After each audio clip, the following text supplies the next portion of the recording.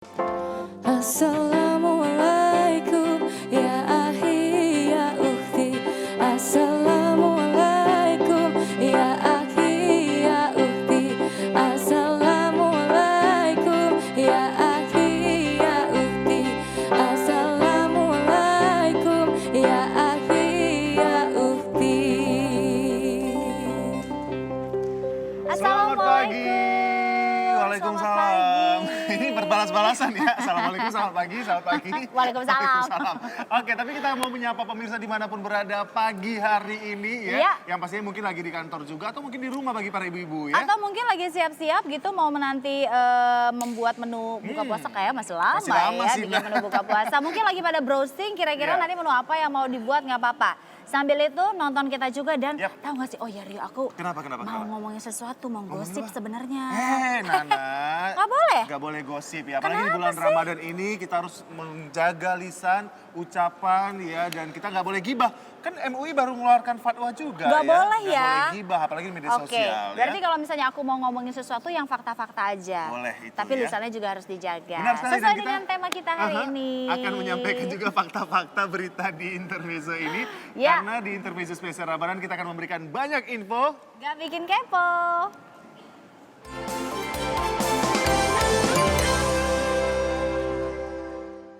Satu lagi Ya. informasi yang gak bikin kepo dan pastinya lagi hangat-hangatnya Apa itu, mengenai Nana? percakapan Habib Rizik dengan Firza Hussein. Itu dia yang katanya ini berkasnya memang dikembalikan, katanya belum lengkap Belum ya. lengkap ya. Jadi ini proses juga berkas untuk bisa P21 ya. Oke, kita lihat yang ini dia.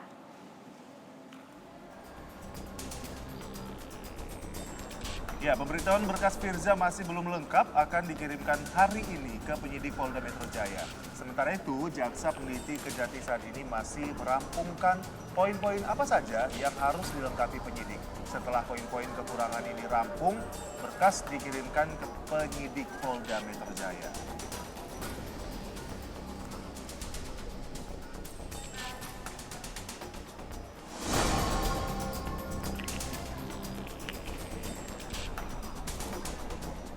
Hah?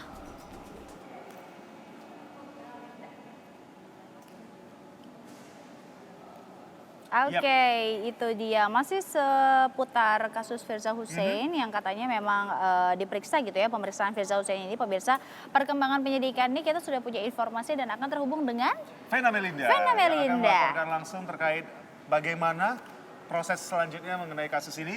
Halo Vena, silakan informasi apa yang bisa disampaikan. Firza Hussein akan menjalani pemeriksaan di Ditreskrimsus Polda Metro Jaya. Namun hal ini disebutkan oleh pengacara Firza melalui pesan singkat bahwa kliennya ini bersama juga dengan tim kuasa hukum tidak dapat menghadiri pemeriksaan yang dijadwalkan tepat pada hari ini. Dan namun belum jelas apa alasan ketidakhadiran dari Firza Hussein di pemeriksaan kali ini. Dan rencananya memang akan diagendakan pemeriksaan ulang atau diagendakan ulang pada minggu depan.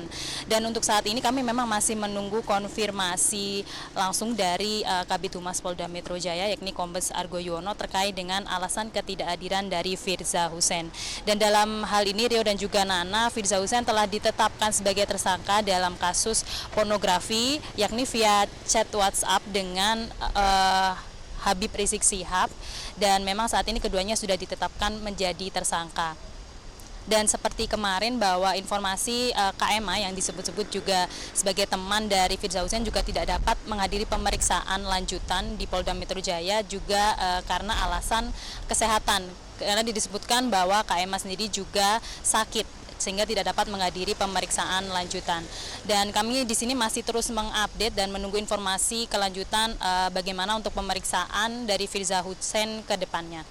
Rio dan juga Nana.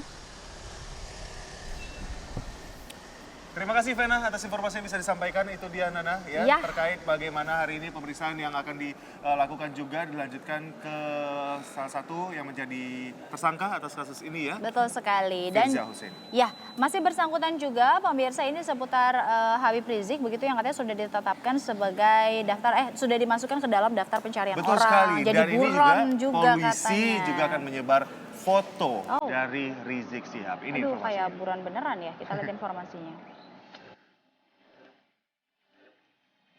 Ya, Foto-foto Habib Rizik ini pemirsa telah disebarkan ke kantor-kantor polisi dan juga tempat-tempat umum di mana penyebaran foto ini sesuai dengan prosedur dalam menetapkan seseorang sebagai mana buron ya.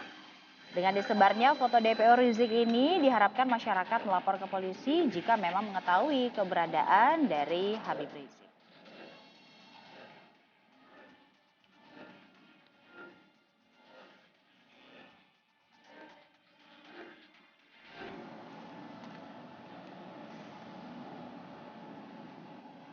Ya Nana, seperti yang kita ketahui beberapa hari lalu ya, ini dari MUI sendiri mengeluarkan fatwa terkait maraknya konten negatif di media sosial. Ya. Majelis Ulama Indonesia telah mengeluarkan fatwa haram bagi setiap muslim yang melakukan ujaran kebencian, menyebar informasi bohong atau hoaks, fitnah, gibah, permusuhan atas dasar sara di media sosial.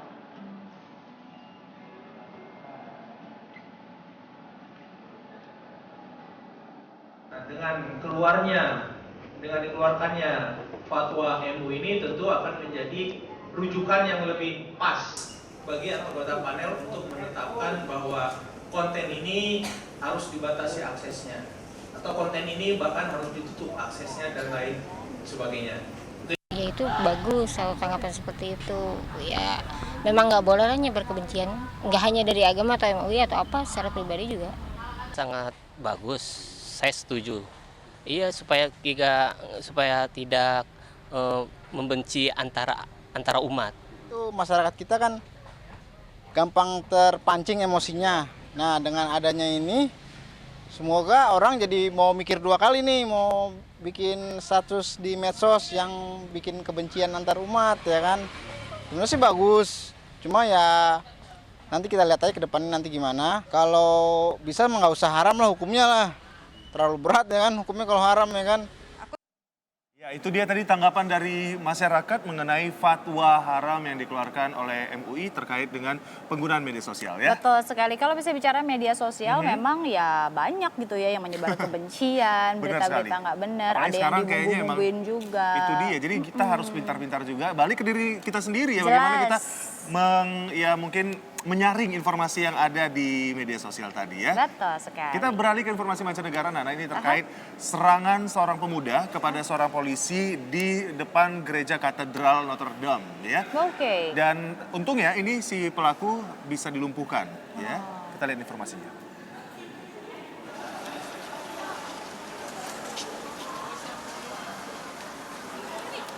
Ya kita ke mancanegara pemirsa ya, terjadi serangan oleh salah seorang pemuda dan pastinya kepanikan terjadi di luar Katedral Notre Dame. Di mana setelah polisi menembak pemuda ini yang mencoba melakukan penyerangan menggunakan palu terhadap polisi juga yang sedang berjaga-jaga. Suara tembakan terdengar 3 kali dan terdapat sejumlah orang yang tampak berlarian menjauh dari katedral. Sementara polisi langsung melakukan penjagaan ketat. Juga aksi serangan itu terbukti gagal ya setelah pelaku ditembak petugas dan mengalami luka di bagian dada.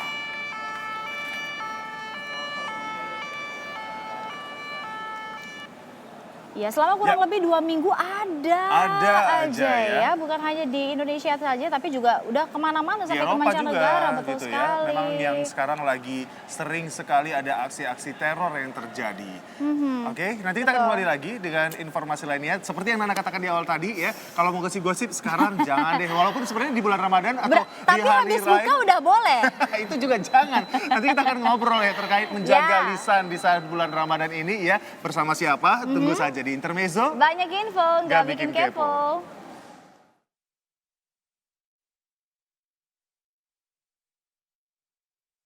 يا أيها الذين آمنوا استعينوا بالصبر والصلاة